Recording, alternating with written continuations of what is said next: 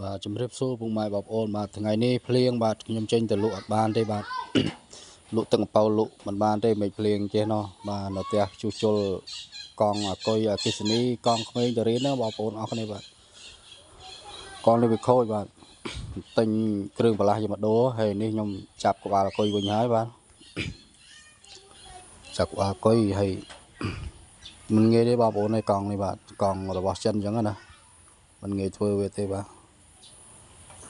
គ្រឿងបន្លាស់ពិបាករកណាបងប្អូនអរគ្នាបាទទម្រាំតែយើងកំងអីវ៉ាន់មកហ្នឹងមិនងាយទេមួយថ្ងៃពីរថ្ងៃនោះបានមកដល់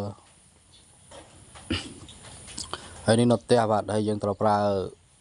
ទឹកបាញ់ច្រេះបាទកុំឲ្យវាចាប់ច្រេះអញ្ចឹងណាលើក្បាលអគុយ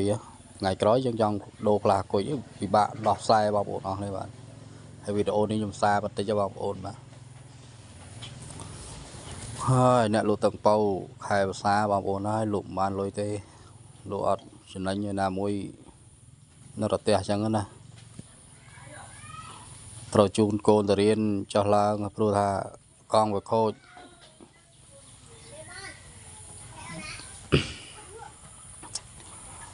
ហើយនេះខ្ញុំកំពុងអង្គុយគិតថាមិនដឹងថាខុសឬត្រូវទេព្រោះខ្ញុំមិនមែនជាងទេបាទបងប្អូនអរគ្នាបាទ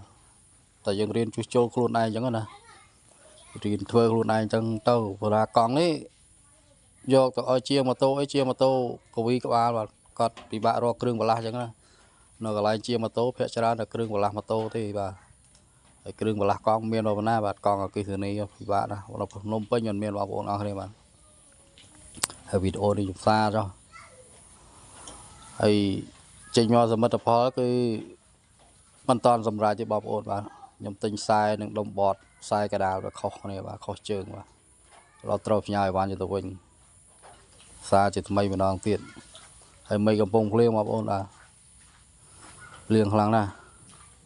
មួយរយៈនេះភ្លៀងយកតែមែនទែនហ្មងបងប្អូនបាទហើយយប់ម្សិលភ្លៀងទឹកហូរតាច់ផ្លូវអស់ហើយបងប្អូនអរគ្នាអើយបាទអរគុណច្រើនជម្រាបលាបាទ